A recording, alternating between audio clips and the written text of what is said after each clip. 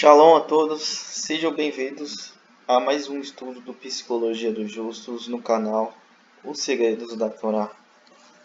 E agora a gente está aqui para continuar o estudo da semana passada. Então, se você está chegando aqui agora, saiba que tem uma grande gama de estudo ainda para você ver. Esse daqui é basicamente como se você tentasse entrar num ônibus que está descendo a ladeira, que já está andando já faz tempo. Então eu recomendo que, se você chegou aqui agora, que você volte à playlist, entre no canal, ache a playlist Psicologia dos Justos e volte lá ao primeiro capítulo para você vir desde o primeiro capítulo até aqui, onde a gente está atualmente, para entender tudo. O livro Psicologia dos Justos, para quem não sabe, é um livro de moral e ética escrito por um sábio, muito sábio inclusive, e tão sábio que ele não colocou o nome dele como autor do livro. Então isso já denota que ele não tinha o orgulho e nem procurava fazer fama.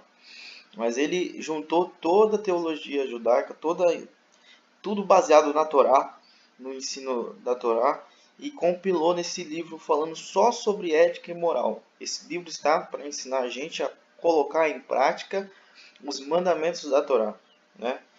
Muitas vezes a gente aprende certos mandamentos e não tem certeza e não sabe como usá-los, e às vezes isso gera muitas dúvidas, principalmente para quem está entrando em Techuvá agora, nesse momento. Então, esse livro vai te ensinar a você aplicar na sua vida todo o conhecimento da Torá. E lógico, esse livro está falando de um nível de justiça alto, né? Requerido pela Torá. Está falando de um nível de um sábio. É óbvio que muitas coisas que nós estudamos nesse livro, para você que está entrando em Techuvá agora, ou para você que nem está em Techuvá, ou para você que já tem anos na Techuvá, até para mim mesmo que estou lendo o livro com vocês, é uma coisa difícil de se atingir e não é algo que se atinge do dia para a noite. Todos os nossos erros de caráter a gente já recarregou desde criança, e é por isso que a Techuvá é algo que se faz dia após dia, pouco a pouco, avançando pouco a pouco. Cada dia, cada ano, você olha para trás e percebe que você evoluiu um tanto. Então, esse é o objetivo. Não quer dizer que você vai ler esse livro uma vez e já vai virar um super justo e vai sair por aí voando. A gente começou esse estudo às 2 horas, vai terminar às 3 horas. Esse é o único estudo do canal que tem hora para terminar. Ok? Infelizmente a gente já está quase no fim. Não, a gente já terminou o portão passado.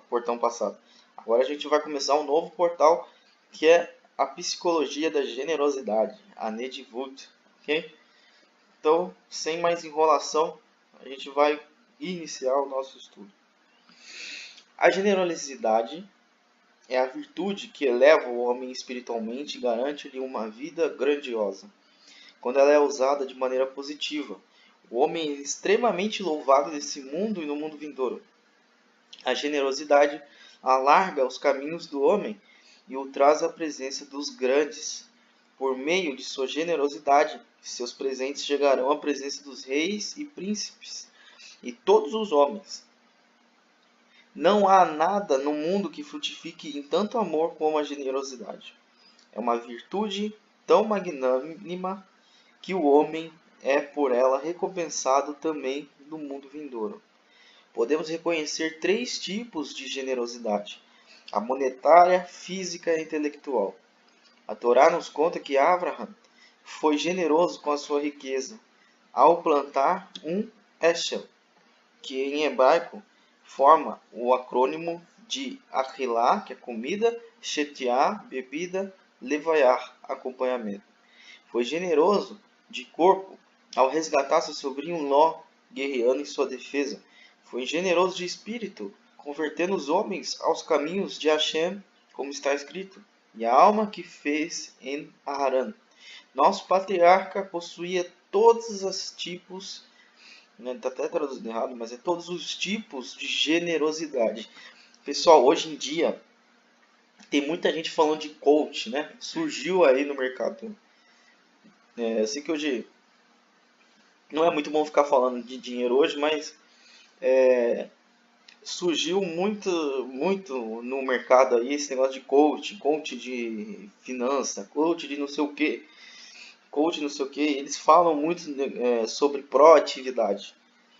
E a proatividade, que é você se importar com o próximo e você não esperar ninguém aparecer para te dizer o que você tem que fazer, e sim sempre estar pronto a fazer aquilo sem ninguém te pedir. Eu acredito que não existiu ninguém mais proativo que Abraham, né? Porque a gente pode ver lá no relato dos 3 anjos que vinham, antes deles chegarem perto da tenda de Abraham, ele já foi lá, já ofereceu para dormir na casa dele, já quis lavar o pé dele, já quis que ele entrasse na tenda. Inclusive, nossos sábios falam que a tenda de Abraham ela era aberta para os 4 cantos, para você ter uma ideia. E era por isso que Sara não se incomodava com isso, né? Porque Abraham via uma pessoa andando no deserto, já queria que ela dormisse na casa dele, já queria que matasse o melhor cordeiro para ele, oferecesse o melhor cordeiro para ele, que ele jantasse, que ele não pagasse nada, e etc. Lógico que hoje isso não é possível, né? Até porque se você for colocar qualquer pessoa que passa na sua rua, dentro da sua casa, uma hora ou outra você vai pegar alguém mal que vai acabar fazendo uma tragédia, né? Mas naquela época, com as pessoas daquela época, e lembrando que Abraham também tinha muita grana, tinha muita gente, né? Ele tinha seguranças demais, né? Então, mesmo que alguém quisesse fazer mal para ele, não ia conseguir. Então, naquela época, ele já era um super proativo, né? Não tem nem o que falar sobre Abraham. A pessoa que é generosa ou que adquire generosidade torna-se extremamente honrada pelos seus semelhantes, pois muitos desejam a presença do benevolente. Suas palavras são ouvidas por todos, o que lhe permite recriminar as pessoas, fazê-las seguir os caminhos do Eterno. Bendito seja. Por outro lado, quando necessita de auxílio, todos vão em seu socorro, pois a querem bem. Eu tenho um exemplo aqui perto da minha casa de um homem, de um amigo meu íntimo, que ele é muito generoso, assim, fora do comum. E ele consegue, quando alguém está fazendo algo errado, mesmo que aquela pessoa não saiba nada sobre Torá, nem nada, ele consegue mudar e repreender aquela pessoa. Porque a fama dele de ser uma boa pessoa já está tão grande que as pessoas vêm para pedir conselho para ele. Então eu acredito que esse um rumo de você que está na Techuvá deve tomar, ok? Não vai esperar que todos te admirem, porque você entrou para a Torá, as pessoas começam a te odiar. Mas você tem que buscar ser generoso, buscar essa fama de generosidade, fazer bondades, visitar o órfão, a viúva, os hospitais. E aí as pessoas vão querer saber quem é você, o que você crê. E quando você falar com essas pessoas vão ouvir, porque o seu testemunho de vida é muito maior do que qualquer sermão da Torá. Ok? Por isso que quando nós agimos de maneira errada em público, os sábios falam, e a Torá também fala que nós estamos queimando o nome de Hashem. Se você é da Torá e você pega emprestado e não devolve, você rouba os outros, você firma um acordo e não cumpre, não, você faz milhares de coisas de errado, as pessoas vão associar isso não só a você, vão associar a sua crença também. Vão associar tudo isso com a Torá e vão falar, é isso que a Torá ensina? E aí você vai estar queimando o nome de Hashem. Você vai estar sendo um lugar de blasfêmia. E o Eterno promete que as pessoas que fizerem isso serão destruídas. Não vai ter amorzinho com essas pessoas que gostam de fazer as coisas erradas, ser ignorante com os outros e queimando o nome de Hashem por aí, trazendo ódio para todo o povo de Israel e também para a Torá. Esse povo vai sofrer. O próprio Mashiach, ele falou que é melhor você pegar uma pedra, amarrar no pescoço e tacar num lago, do que fazer qualquer um dos pequeninos, isso ele se referindo às pessoas que estão recentes na fé, a pessoa que não aprendeu nada, que ela sim é uma pessoa pequenina, ou talvez um necessitado, um pobre, uma viúva, sofrer. É melhor você se suicidar do que você fizer qualquer um deles tropeçar em você. Colocar uma pedra de tropeço. A Torá também fala que é proibido gritar com um surdo. E proibido colocar uma falei errado. Uma pedra para o cego. Então, acho que vocês têm que ver mesmo o jeito que vocês tratam a pessoa, o jeito que você trata seus negócios, o jeito que você trata a sua família, o seu filho, o jeito que você trata seus parentes. Você tem que sempre ter a consciência de que você está sendo julgado pela Torá e pelos homens, ok? Será que vai adiantar o que você estudar a Torá toda a sua vida e ser uma pedra de tropeço para todo mundo? Não vai adiantar nada, pode ter certeza. Saiba que um presente dado na ocasião apropriada, tal como a caridade feita a um pobre, temente ao Eterno, jamais perde o seu valor. Foi a isto que se referiu Shlomo no versículo: joga teu pão sobre a superfície das águas, e após muitos dias volverás a achá-lo. Compreendido corretamente, esse versículo diz respeito à generosidade que dá frutos futuros a quem pratica no presente. A gente aprendeu nessa paraxá passada, que foi a paraxá Terumá, que aquilo que a gente tem é aquilo que a gente dá. E tem um exemplo aqui de um judeu bem famoso. Ele é dono de uma empresa muito grande que lida com o mercado imobiliário. Ele, super milionário, já usa o dinheiro dele já para fazer de tzedakah para muitos projetos sociais que tem aí por aí fora. E ele, mais um outro grupo, um grande grupo de judeus, assinaram um contrato que quando eles morressem, eles vão doar tudo, toda a riqueza dele para a caridade. Tudo. Você imagina, então, o quanto de dinheiro que não vai rolar. Só que isso é uma coisa inteligente, porque a partir do momento que ele morre e toda a grana dele vai para tzedakah, tudo aquilo que foi para tzedakah, ele vai ter mérito no mundo vindouro. Então isso é uma forma dele ser rico aqui nesse mundo e vai ser muito mais rico lá no mundo vindouro. Então prestem atenção, você que não gosta de fazer tzedakah. Quem possui essa virtude cresce e prospera. Como está escrito: existem os que dependem e, no entanto, enriquecem-se mais. E jamais faltará quem dá aos pobres. O rei Davi escreveu sobre o generoso. Ele oferece e distribui o que precisam os necessitados. Perene será sua benevolência e com glória será exaltado. É uma qualidade comparada ao empréstimo feito ao Criador, como está escrito: quem dá aos pobres empresta ao Eterno. Já pensou você emprestar ao Eterno? Será que o Eterno é bom pagador? Um sábio disse: seja benevolente com quem merece e com quem não merece. Com quem merece, porque seu mérito é evidente, e com quem não merece, porque você será bem visto pelo Criador. Aí a gente põe um parêntese. Não vai ser benevolente com o estrupador, né? Não vai ser burro a esse ponto. Não vai ser benevolente com assassino, homicida. Mas o que ele está falando? Ser benevolente com aquela pessoa que um dia te fez mal e aquela pessoa precisa de você, aí você vai lá e faz o bem àquela pessoa, mesmo que aquela pessoa não mereça. Ou existe alguém, um fulano lá que vive fazendo fofoca de você, que te odeia, que quer pisar na sua cabeça, blá blá blá.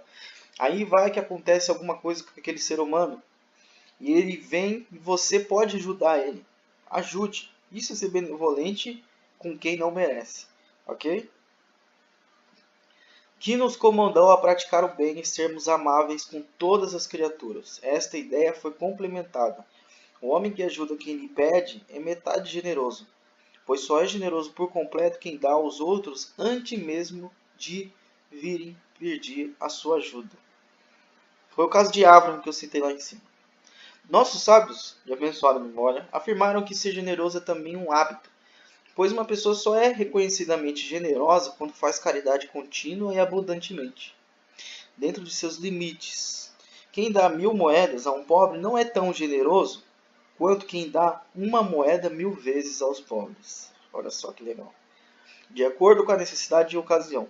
Pois quem dá 1000 moedas de uma vez só pode ter sido acometido por um impulso de bondade, ao qual mais tarde poderá abandoná-lo. Se compararmos o mérito de um homem que dá 100 moedas para resgatar um refém ou para satisfazer as necessidades de um pobre, Há outro que contribui com o resgate de 10 reféns, dando 10 moedas em troca de cada um, e satisfaz a necessidade de 10 pobres, dando 10 moedas a cada um.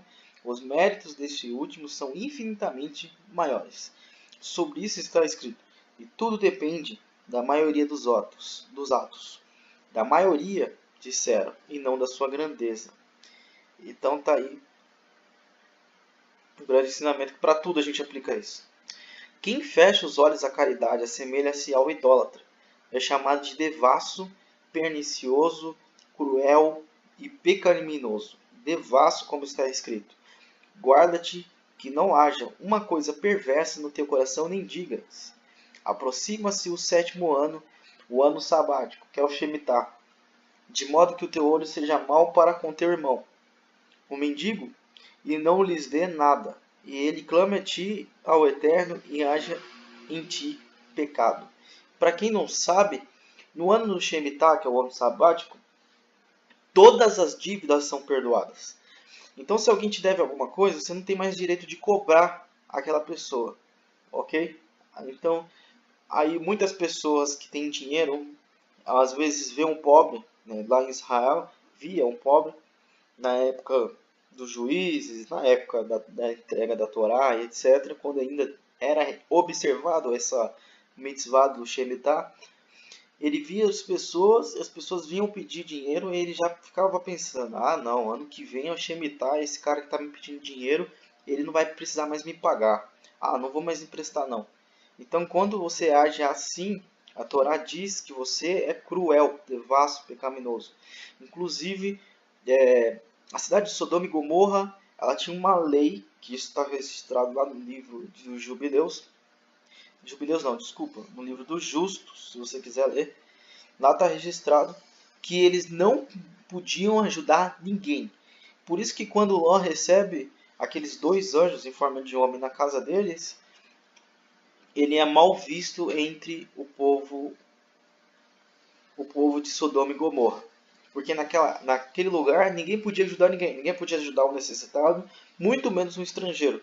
Porque a visão de Sodoma e Gomorra era mais ou menos a visão que hoje existe naquele país lá, a Coreia do Norte, que é socialista. Que os estrangeiros vêm aqui para olhar o que a gente tem e para depois querer roubar o que a gente tem, ou pegar os nossos empregos, ou não sei o que, blá blá blá. Então a gente, quando vem um estrangeiro, a gente chuta ele, faz ele passar o pior dia da vida dele, estrupa ele, mata ele e ele nunca mais vai querer voltar aqui.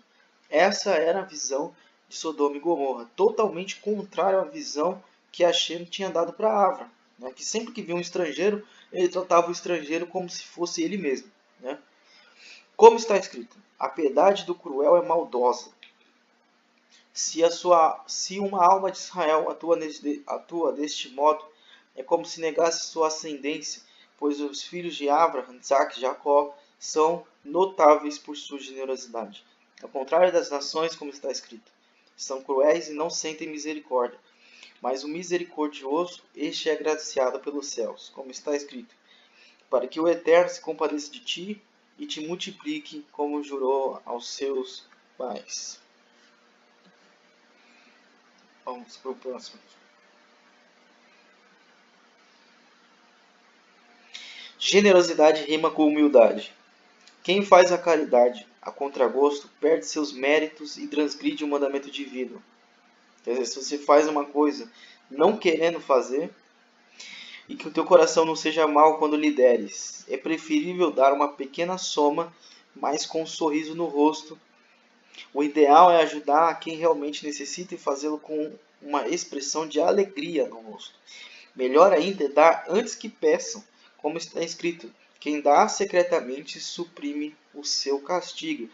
Pessoal, quem já leu o Novo Testamento, a Brit Hadashah, e já leu o Sermão do Monte, vocês vão saber de cor o que está sendo dito aqui.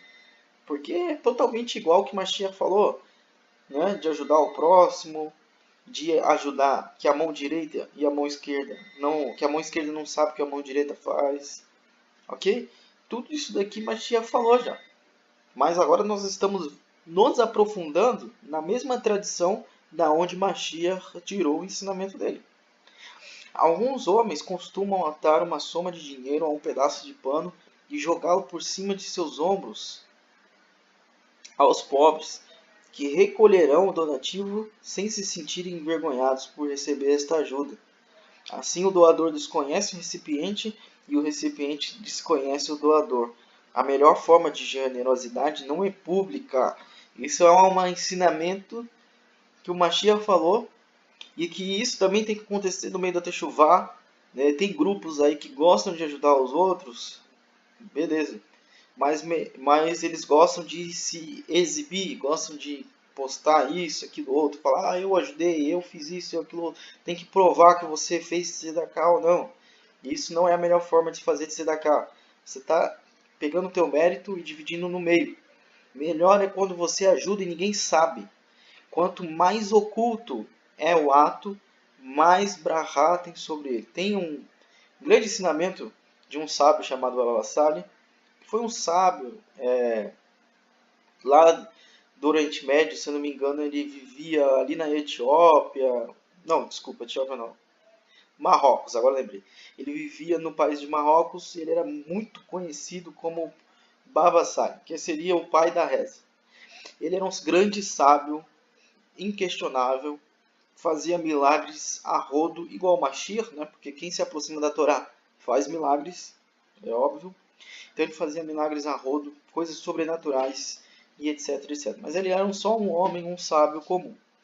E ele tinha um vidro, que nesse vidro tinha o vinho dele. Era o vinho dele. Todo mundo conhecia como o vinho do Baba Sali. O que acontece? Ele servia milhões de pessoas com um recipiente só. Igual o Mashiach fez, né? Igual que o Mashiach ele multiplicou o pão e o peixe, etc. Esse sábio da Torá, isso há poucos anos atrás, tipo, no máximo 400 anos atrás, ele fazia isso. Desculpa se eu errei o ano aí, porque eu não estou muito situado exatamente quando que o Baba Sali viveu ou morreu. Talvez seja bem menos que isso, mas vale a pena ir à pesquisa. Ele fazia isso para milhões de pessoas. Com um só pote, ele servia vinho para milhões de pessoas. Era um milagre conhecido, revelado, que acontecia através dele, que Hashem fazia através desse grande sábio. E um dos segredos que ele dizia é que ele colocava um pano em volta dessa garrafa e ninguém conseguia ver quanto tinha naquela garrafa. E aí a gente aprende com isso que quanto mais oculto é, melhor, maior. Quanto mais oculto é a sua doação, a sua tzedakah, mais brahá. Que ninguém saiba que você faz brahá. Que ninguém saiba que você fez aquela mitzvot. Mais coisas você vai ter, maior vai ser a sua recompensa no mundo vindouro. Os maiores milagres são aqueles que a gente não percebe. Às vezes, vou dar um exemplo aqui. Você ia passar por uma rua naquele dia, naquela hora, naquele horário, e naquela rua ia ter um estrupador que ia pegar você, ia estrupar você, matar você, assassinar, ou alguém que ia roubar tua família, ou alguma doença que você ia contrair, e aí a Hashem vai e faz você ter um problema e desviar o caminho. Quantas vezes pode ter acontecido isso na sua vida, na minha vida e na vida de todos? E você nunca vai saber. Então os maiores milagres, as maiores mitzvot, as maiores tzedakah, tudo que é grande é oculto. Quanto mais oculto, maior. Ok? Vamos continuar. A caridade é mais elevada quando feita com diligência e de modo a causar o menor embaraço e trabalho possíveis à pessoa que recebe. Se possível, quem está fazendo um ato generoso deve comprar ao homem pobre o que esta necessita para evitar dar-lhe o trabalho de comprar por si mesmo. Outra forma é possibilitar a uma pessoa pobre que adquira algo que necessita, dando-lhe dinheiro necessário para a compra, mostrando, dessa forma, uma especial generosidade, como disse o profeta. Plantem para vocês mesmos com caridade, porque colherão com generosidade. Em outras palavras, a recompensa será de acordo com a presteza e generosidade mostrado no ato de caridade. As escrituras louvam extensamente os generosos, como por exemplo, a caridade exalta uma nação, contemple o grau de exaltação da generosidade, que está posicionado à direita do Criador, como está escrito, de retidão está repleta a tua destra. Grande é Tzedakah, caridade praticada com justiça, pois por meio dela o Santíssimo, bendito seja, é lembrado quando redime Israel. Como está escrito, sou eu, o Eterno, que falo em justiça, poderoso para salvar Israel de sua mão. Grande é Tzedakah, que confere honra e vida a quem a pratica, como está escrito, quem persegue a Tzedakah encontra a vida, honra e Tzedakah. Grande é a Tzedakah que, por meio dela, o Santíssimo, bendito seja, trará a redenção de Israel, como está escrito, Sião será remida por justiça que praticaram nela, e pela benevolência que fizeram os que regressaram a ela. Grande é Tzedakah, mérito pelo qual foi exaltado nosso patriarca Abraham, e acreditou Abraham no Eterno, e Hashem lhe considerou isso como mérito. E, porque o conheci e sei que ordenará a seu filho e a sua casa depois dele, a fim de que guardem o caminho do Eterno para fazer a caridade e justiça. Uma coisa que vocês devem saber e devem refletir, que eu gostaria de falar. Abraham era idólatra e pagão, mas ele não virou monoteísta por si mesmo. Ele foi influenciado por um anjo, tá? Isso está até na Torá oral, que ele conversava com um amigo dele, e esse amigo falava sobre o monoteísmo, mas esse amigo dele era, na verdade, um anjo, um malach, que a gente crê que é o Mashiach. Influenciou ele ao monoteísmo. E aí ele virou monoteísta. Mas o que Abraham tinha dentro dele era caridade, generosidade. E tem uma coisa que aconteceu lá no Novo Testamento, 5.000 anos, 4.000 anos depois, e que também espelha o que aconteceu com Abraham. Eu quero falar sobre Cornélio. Não sei se vocês lembram. Cornélio era um gentil goi que gostava muito dos judeus e que ele era conhecido no meio judaico, inclusive, pela sua caridade. Ele ajudava muitas pessoas, benevolência extrema. E o que o Eterno fez? Enviou Pedro para falar com ele. E aí, dali para frente, Pedro reconheceu que também os gentios são do Eterno. Que os gentios devem sim ser alcançados pelo Eterno e pelos méritos que ele mesmo praticava, pela bondade que ele praticava.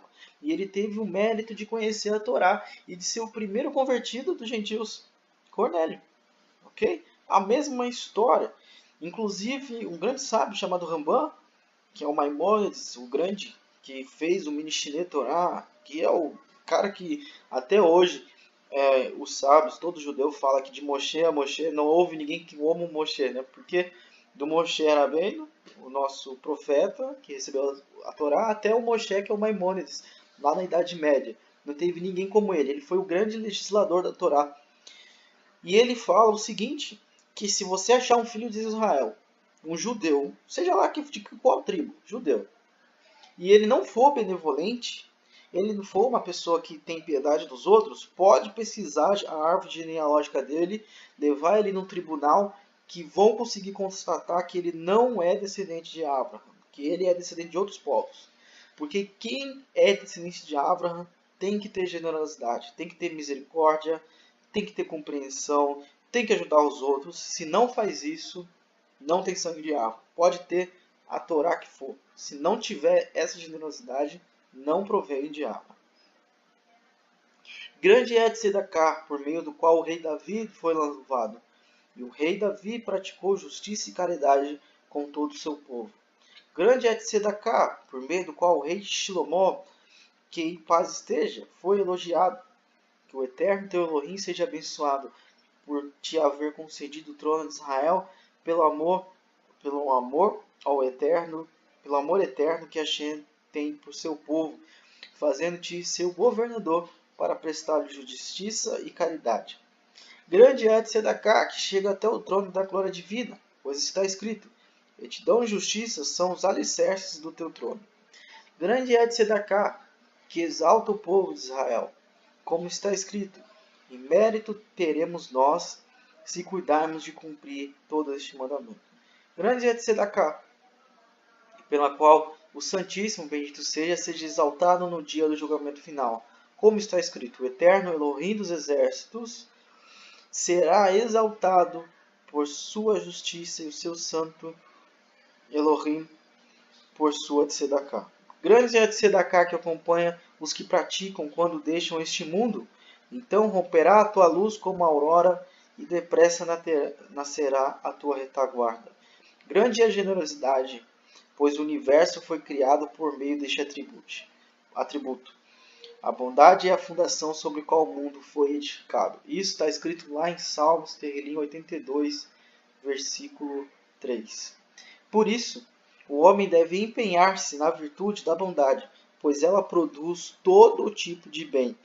A generosidade deve refletir-se no modo como são empregadas as posses para adquirir méritos, por meio do cumprimento das mitzvot, como no caso de Ramban Gamaliel, que adquiriu um etrog por 1000 zuz. Bom, isso aí é uma historinha que eu não sei, não conheço a história. Para quem quiser pesquisar, eu acho que com certeza vale a pena. Muitas são as maneiras, vamos lá. Devemos ser generosos com nossas posses para embelezar nossos mitzvot. Segundo o Talmud, podemos pagar até 1/3 a mais do que vale o objeto de nossa mitzvah com o intuito de embelezá-la. Kiddur, mitzvah em hebraico. Temos o dever de usar o máximo de nosso dinheiro para mandar escrever e imprimir livros, a fim de possibilitar aos que não podem adquiri-los o mérito de estudar a Torá. Como está escrito, fartura e riqueza haverá em sua casa e sua generosidade durará para sempre. Inclusive, aqui no nosso canal, a gente tentou esse mês fazer um movimento que, quem sabe, depois vai dar certo, que não deu certo, infelizmente, por agora, que seria a gente doar de graça o tzitzi, que seriam as franjas, que é um mandamento do Eterno. Muita gente não sabe fazer e muita gente não tem dinheiro para fazer. E a gente abriu no site umas inscrições para a pessoa poder colocar um pedido e a gente enviaria totalmente de graça. Mas infelizmente a gente recebeu acho que 3 ou 5 pedidos, mas não deu certo. Mas ainda no futuro a gente vai colocar isso de novo para funcionar, ok? E poder dar o mérito dessas pessoas cumprirem essa mitzvah. Né? E você que quer entrar nisso com alguma coisa, no futuro também vai poder, ok? Para também poder ajudar o próximo. Devemos ser indulgentes nesse caso, não nos incomodando com o dano que possa ser causado aos livros que doamos ou emprestamos, ou mesmo se dando com utensílios que excedemos a um vizinho ou amigo que esteja precisando. É nossa obrigação sermos benevolentes para com os pobres, emprestando-lhes dinheiro. E se pudermos, também para os ricos, é importante que mostremos generosidade em nosso negócio e não sejamos meticulosos com nossos amigos sobre a ninharia. Se medirmos vinho, azeite ou qualquer outra mercadoria, não devemos ser exatos na medida, devemos dar um pouquinho a mais. Devemos também ser generosos de caráter, aceitando nosso fardo e tolerando insultos, rezando por nossos colegas e nos alegrando com a sua felicidade, visitando os enfermos e fazendo caridade em nome dos falecidos. Devemos mostrar excessiva generosidade no estudo da Torá. Inclusive, se você cumpre uma mitzvah que está associada a um morto, essa mitzvah é enorme. Se, por exemplo, sua mãe, sua avó, sei lá quem for, morreu e pediu alguma coisa antes de morrer, por favor, leve essa carta para fulano, eu sei que eu vou falecer, blá blá blá. Se você pega e cumpre esse desejo, esse morto ele não tem como te retribuir, porque ele morreu. Ele vai te retribuir como? Então, quem te retribui? O Eterno. E aí você ganha uma mitzvah enorme. Ensinando os que dela precisam aprender e indicando a todos os caminhos do Eterno e o amor aos céus. Esta é o maior ato de bondade, ser generoso com o próximo, fazendo ganhar seu quinhão no mundo vindouro. Apesar da generosidade ser uma linda virtude, devemos tomar cuidado para não desperdiçarmos nosso dinheiro em futilidade e excessos que nossas paixões demandam, gastando demasiado em comida e bebida. Devemos evitar despender somas excessivas em nosso vestuário e não dissipar nossas posses com atividades que não nos levem a temer o eterno. A pessoa generosa precisa ter cautela com seus gastos, para que suas posses não se dispersem nas buscas por gratidão imediata e prazeres mundanos. Mas devemos abrir nosso coração e nossas mãos aos pobres e não sermos meticulosos com eles no que diz respeito à caridade que lhes prestemos, sobre todas as formas, como vesti-los, alimentá-los, pois todo o sebo é para ser oferecido ao Eterno. Toda gordura. Nossa recompensa por agir deste modo será tão grande que o olho jamais viu, exceto o Altíssimo, o que nos reserva o bem para quem espera por ele. Amém. Tem a grande mitzvah. Agora vamos para outro portão. Vocês perceberam que não existe o lado mal da generosidade. Tudo aqui a gente sempre fala do bem e do mal. E agora o sábio não expôs o lado mal da generosidade, porque provavelmente não existe. Okay? A avareza é negativa na maioria dos seus aspectos. Agora a gente vai falar de Tzidkanu, que é a psicologia da avareza. E eu aqui, que a minha língua é meio presa, tentando falar as coisas e às vezes sai errado.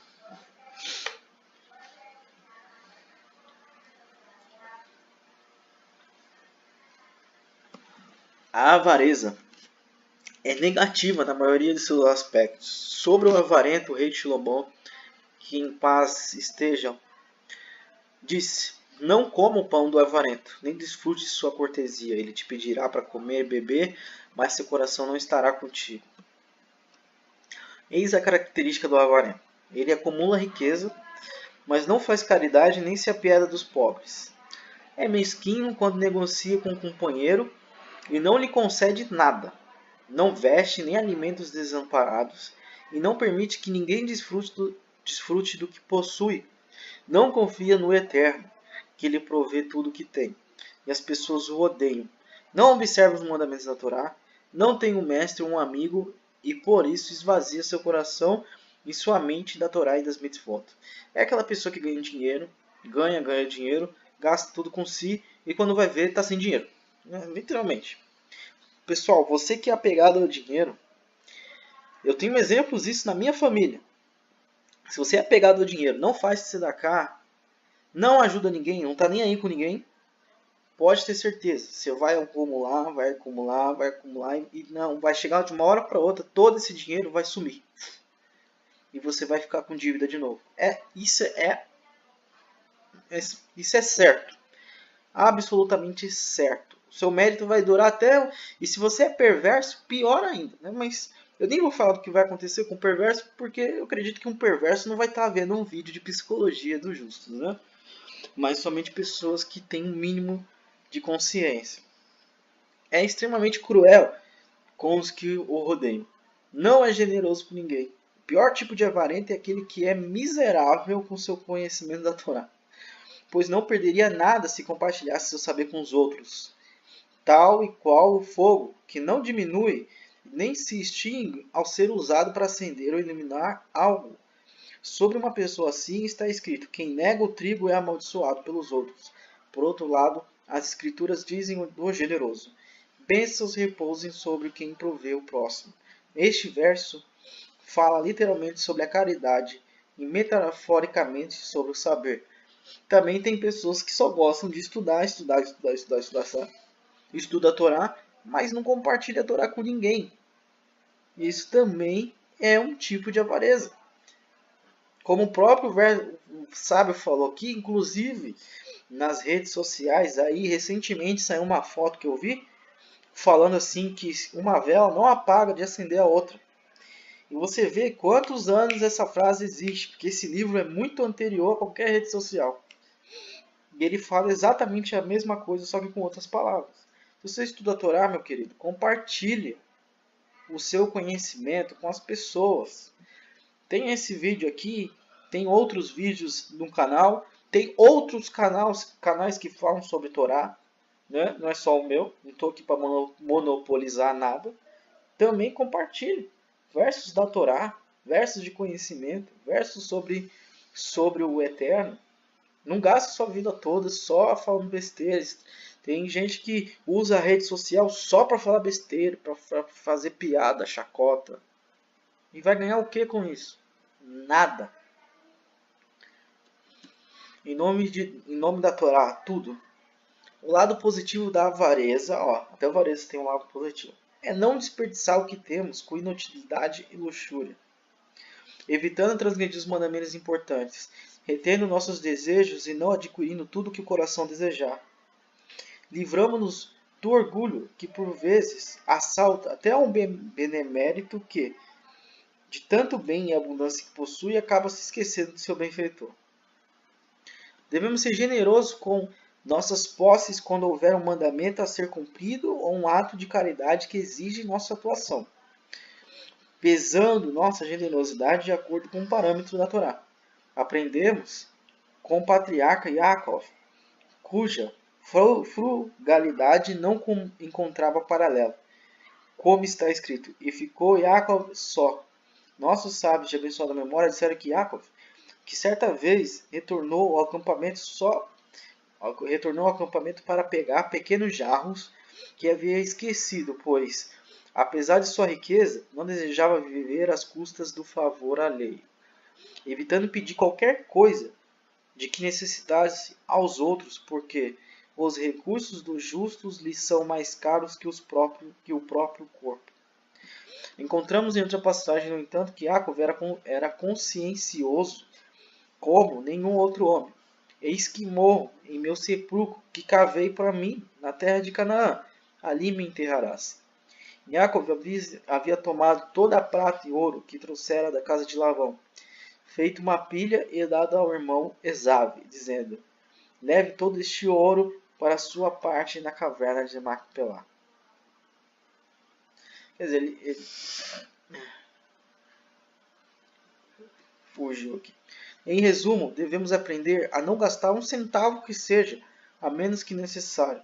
Por outro lado, quando isto envolve cumprir o mandamento da Torá, devemos ser excessivamente generosos, ajudando os pobres, provendo-lhes o que necessitam, emprestando dinheiro, contratando professores, comprando livros e tudo o que seja necessário para que possam cumprir de maneira adequada e fervorosa os mandamentos que nos ordenou o Eterno, para podermos devolver-lhe nossa alma no mais alto grau de pureza, como está escrito: o espírito que lhe pertence, a meu amo, está ligado à fonte da vida. Tudo bem que o sábio está falando aqui de dinheiro, né? Óbvio. Mas eu acredito que não existe nada que vale mais do que o tempo.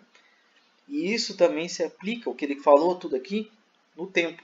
Às vezes você gasta seu tempo todinho com besteira, vendo vídeo na internet, jogando videogame. Nada contra isso. Todo mundo tem o direito de fazer isso. Ninguém é um robozinho que vai ficar o dia inteiro estudando Torá.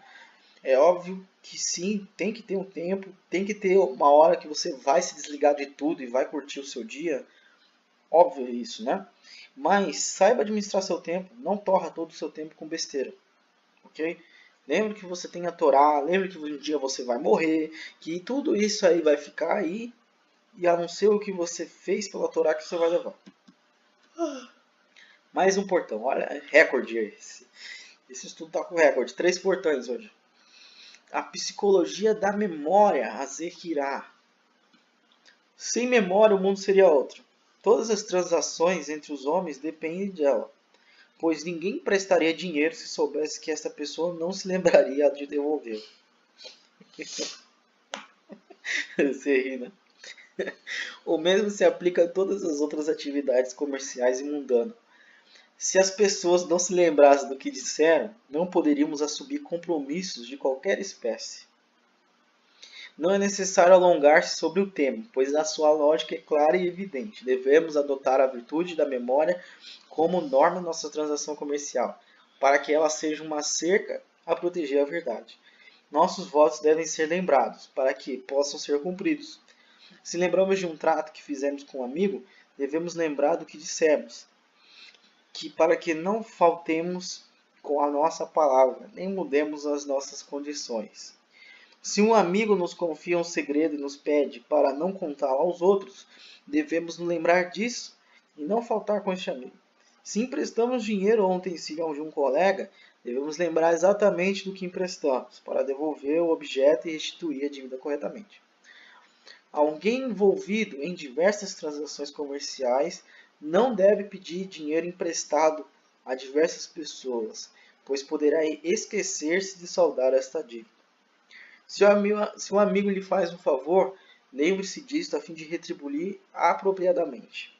Em relação à caridade, lembre-se dos menos favorecidos e de sua condição de miséria, para não deixar de assisti-los.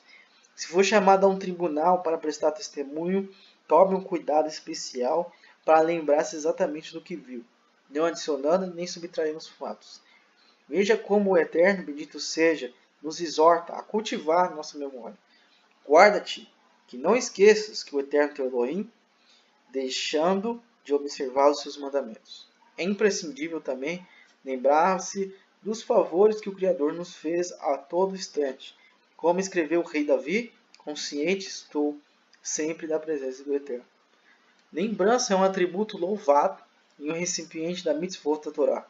Em relação à mitzvah de Tzitzi está escrito: e será para vós como franja, e vereis e lembrareis de todos os mandamentos do Eterno, para que vos lembres e cumprais todos os meus preceitos, e sejais santos para o vosso Elohim.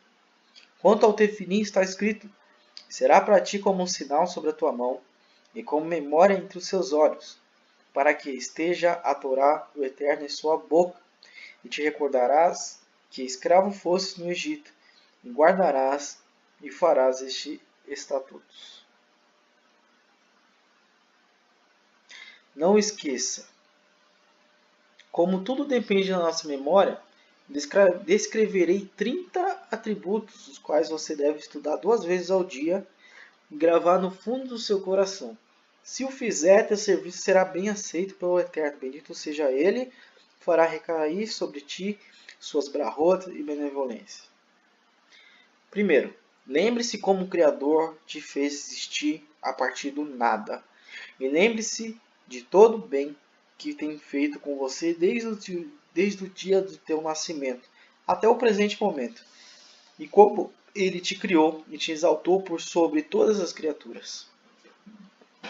Lembre-se que Ele te fez todo bem sem que houvesse obrigação alguma da sua parte, mas gratuitamente reservou todo este bem a você unicamente graças à sua generosidade. E por isto você deve lembrar-se sempre de agradecer ao Elohim vivo, Criador do Universo, pois não há outro como Ele. Lembre-se de agradecer o constante bem que o Eterno faz a teu corpo, mantendo-o vivo e pleno, com todos os órgãos e membros funcionando adequadamente. Se alguém está doente e um médico o sana, fica-lhe imensamente agradecido. Quanto deve uma pessoa saudável, então, agradecer ao Eterno Todo-Poderoso por tê-la criado com todos os membros do corpo em estado de perfeição, né? Isso é até bom para refletir, né? Porque uma célula que entra no lugar errado, você morre. Literalmente. Uma coisinha no teu corpo, um pingo de água que você bebe e respinga no seu pulmão, você pode morrer. Uma célula que começa a fazer o trabalho errado, vira um câncer. Então todos os dias a gente tem que agradecer ao Eterno, porque em 1 minuto a gente podia morrer. Ele que nos mantém vivo. Lembre-se da bondade divina que te dotou de um intelecto capaz de aprender e reter a sabedoria. Se fosse um demente e se comportasse de modo bizarro, agradeceria imensamente a um psiquiatra que o curasse de sua loucura. Então, quanto deve agradecer ao Altíssimo que te criou gratuitamente com a mente saudável e equilibrada? Recorda-se do bem que nos fez o Eterno, bendito seja, a doar-nos a sua Torá e nos ensinar o caminho correto da vida, para que possamos aprender os atributos de quem serve a Hashem e sermos bem vistos por Ele, favorecendo-nos sua luz vital e nos deleitando com sua radiância divina. Lembra-se que a Torá que nos chegou às suas mãos é pura e que você deve empenhar-se em conhecê-la e saber o máximo de significado de suas mensagens e mandamentos, pois se um rei de carne e osso lhe enviasse uma carta e nela houvesse alguma mensagem ininteligível, faria de tudo para tentar entender o seu conteúdo. Mesmo se uma criança pequena soubesse decifrá-la, faria de tudo para encontrar essa criança e perguntá-la a respeito do conteúdo da carta que não havia entendido. Quanto mais isso se aplica à Torá, de Todo-Poderoso, Rei dos Reis, que nos deu a nós, para que compreendamos todo o seu conteúdo, detalhe e os apliquemos à nossa vida. Tem muita gente, isso é um bom exemplo. Se o Obama te enviasse, o Obama já passou, mas se o Trump te enviasse uma carta, meu querido, você ia ficar louco. Então, aí o Eterno te manda a Torá e você despreza o estudo dela. Preste atenção e veja se alguma parte do seu corpo está transgredindo os mandamentos do Eterno e tenha em mente que a tudo que o Altíssimo criou nesse mundo e o fez em sua própria honra. O burro suporta seu fardo, o cavalo ara a terra, e não há um só dia em que eles se rebelam contra o seu dono, o Senhor. Todos os dias o sol faz o que o Eterno lhe comanda. Se por um só dia ele resolvesse fazê-lo deixar de brilhar, mantendo a terra na escuridão, isso nos pareceria espantoso. Aliás, todo mundo ia morrer.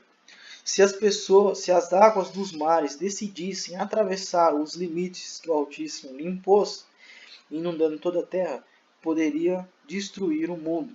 E se a terra resolvesse não mais dar seus frutos, todos pereceríamos. Lembre-se, portanto, que tudo o que existe no universo comporta-se de acordo com o que lhe foi imposto pelo Criador. Como um homem pode, então, não se envergonhar de partes do seu corpo criadas especialmente para cumprir os mandamentos da Torá? Vale aí a reflexão. Em relação aos assuntos mundanos, o homem deve se comparar a um servo que tem todas as necessidades providas pelo seu senhor e, portanto, teme e o ama por todo o bem que lhe proporciona. Lembra-se que deve agradecer ao Senhor e receber sobre si o jugo divino, colocando-se em seu papel de servo e afastando-se do sentimento de orgulho e senhoria. Vemos os servos diretos do rei são ágeis em suas tarefas e se empenham em realizar a sua missão do melhor modo possível e sem desviar seu pensamento e coração para qualquer outro assunto. E quem desejar expressar seus agradecimentos ao rei ou louvá-lo por escrito ou pessoalmente, cuidará de selecionar o melhor de seu vocabulário para fazê-lo. Este cuidado aumenta exponencialmente quando estamos na presença do Rei dos Reis, encontrando toda a nossa atenção ao serviço divino e nos esforçando para realizá-lo de modo mais perfeito. De 3 formas é cumprido o serviço divino: através dos deveres do coração. Quando contemplamos a unicidade divina, devemos livrar nossa mente de quaisquer outros pensamentos e nos concentrarmos exclusivamente no Santíssimo, bendito seja. Na ação conjunta entre o coração e o corpo, como nas orações, quando devemos mover nossos lábios ao mesmo tempo que nos concentramos na unicidade divina e livrarmos nosso coração de qualquer pensamento estranho. Na ação do corpo ao cumprir mitzvot, como a do Vav, da Sukkah e da Tzitzi, onde a ação é o principal, mas onde devemos também concentrar nossos pensamentos em Hashem. Lembrando, quem nos ordenou a cumprir este mandamento para observá-los com clareza e majestade, gastando até 1/3 a mais do preço do mercado ao adquirir os utensílios necessários para o cumprimento das mitzvot, como as que mencionamos acima, tudo em honra ao Mestre do Universo. Devemos lembrar que se um homem ama sua esposa e seus filhos, fará tudo o que estiver ao seu alcance em prol da felicidade deles, buscando atender seus desejos, e que não o faz por temê-los, nem porque espera receber algum tipo de gratidão. Vou ter uma água, hein? Minha voz já está indo para os buracos.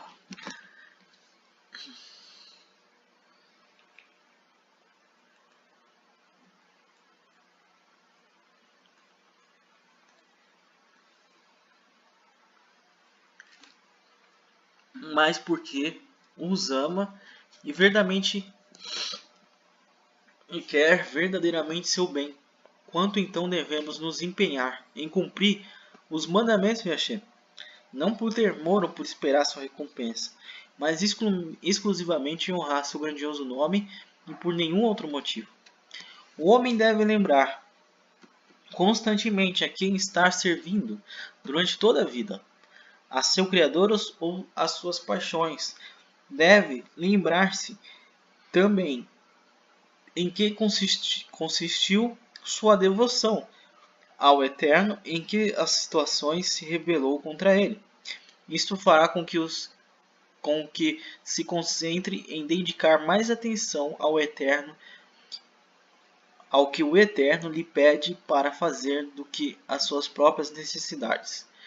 Se não havia dedicado todo o tempo para servir a Hashem, deve começar a fazê-lo agora em diante. Devemos nos lembrar como somos zelosos e rápidos em tentar adquirir bens e acumular riqueza. Vai lá no culto de prosperidade, tá? Todo mundo lá, né? Todo mundo tá lá para querer ser rico, né? Como desperdiçamos tempo em cálculos financeiros, como nos associamos a pessoas que nos darão lucro e como podemos perder tudo isso num piscar de olhos. Como o dinheiro porventura adquirido pode se voltar contra nós e como podemos morrer de uma hora para outra sem aproveitar um tostão do que amealhamos, ajuntamos. E para isso dependemos tanta energia. Se fizermos tanto por nosso corpo, quanto não devemos fazer em prol do nosso espírito. Quer dizer, você gasta tempo e tempo calculando dinheiro, quanto vai gastar. Eu faço isso direto. Quanto vai consumir e se vai dar para fazer isso ou aquilo outro. Mas você não gasta tempo melhorando seu serviço divino, examinando a sua própria vida e vendo o que você pode fazer para ser melhor perante o Eterno. Às vezes, pessoal, você precisa só simplesmente cumprir a mitzvah de acordar e fazer uma oração de 2 minutos, né? Por exemplo, chamar Israel. E você não faz. Mas perde o tempo que for para ficar calculando quanto você vai gastar, quanto você vai ter, qual roupa que você vai usar, e etc. E blá blá blá, e blá blá blá. Coisas que o próprio livro fala que de um dia para o outro você pode não ter mais, porque você pode morrer. E o que vai adiantar? Nada. Se fazemos tanto por nosso corpo, quanto não devemos fazer em prol do nosso espírito que vive para sempre. Devemos, isto sim, gastar todo o tempo possível e investir o máximo de recursos e energia em atitude que purifiquem nosso espírito e o preparem para a vida eterna. A diferença entre este mundo e o mundo vindouro é tão grande quanto a diferença entre a escuridão e a luz. Lembre-se que o Santíssimo, bendito seja, sabe o que está dentro dos nossos corações. Quem é chamado à presença de um monarca sabe que deve estar limpo e bem vestido, pois ninguém pode se apresentar a um rei vestido com um saco. Mas deve lavar-se, está com cabelo e barba aparado e vestido de maneira condizente. Tem gente que não liga para vestes, né? Mas o Eterno liga sim. Tem uma parábola até no Novo Testamento de um rei que... Isso foi Mashiach que contou, hein, pessoal? Foi o Yeshua, tá lá no Novo Testamento. Olhem só. Que um rei queria dar uma festa e chamou todos os monarcas. E esse rei, na parábola, é o Eterno. Só que cada monarca, o cara rico, Cada um arrumou uma desculpa. Ah, porque eu tenho que viajar. Ah, porque é isso, aquilo. Ah, porque a minha filha vai casar. E ninguém veio. Aí o rei ficou bravo e falou assim para os servos deles: olha, vai entre as ruas e chama quem que for. Chama a prostituta, chama o bêbado, vai chamar todo mundo. E chamou todo mundo. E aí todo mundo tomou um banho, todo mundo vestiu uma roupa. Beleza. Você pensa que a parábola acaba por aí? Não. Porque os servos acharam nesta festa um homem que não estava vestido adequadamente. Quais são as vestes nessa parábola? Vestes são a Torá. A justiça é a veste da alma. Inclusive a gente postou isso na nossa, na nossa página. Então essas são as vestes que ele não tinha. E aí o rei mandou trazer esse cara e perguntou para ele assim: como é que você tem coragem de vir na minha festa vestido inadequadamente? O que o rei fez? Pegou esse cara, levou para a forca e cortou a cabeça dele. Isso está no Novo Testamento, tá? Isso aí. Para vocês verem que o Mashiach não era um cara paz e amor, né? Ele era um cara da Torá. Então, as vestes importam sim. Então, pessoal, a gente já chegou aqui a 1 hora. Que a Shem abençoe todos vocês. Eu aprendi bastante. A gente parou aqui no 688. Vou grifar aqui. E semana que vem a gente continua. Espero que todos vocês tenham aprendido bastante, porque eu já estou lendo a segunda vez e eu acho que eu vou ter que ler a terceira vez. Eu acho que quando eu ler 10 vezes, aí sim eu vou conseguir interiorizar todos esses ensinamentos aqui. Eu espero vocês no próximo Shabbat com a Parashá da semana e no próximo domingo com mais um capítulo do Psicologia dos Justos. Não esqueça que nós temos um site, vai lá dar uma olhada nas matérias. Nós temos página no Facebook, deixe um like lá na página do Facebook, compartilhe fotos e imagens de Torá no seu Face. Nós temos esses vídeos, compartilhe esses vídeos também com quem você gosta, com quem você ama. Ou se não, pega um ensinamento que foi dito aqui e fala para os seus amigos. Não precisa compartilhar esse vídeo, mas ensina o que foi ensinado para você aqui. Que a Shem abençoe todos vocês. Até a próxima.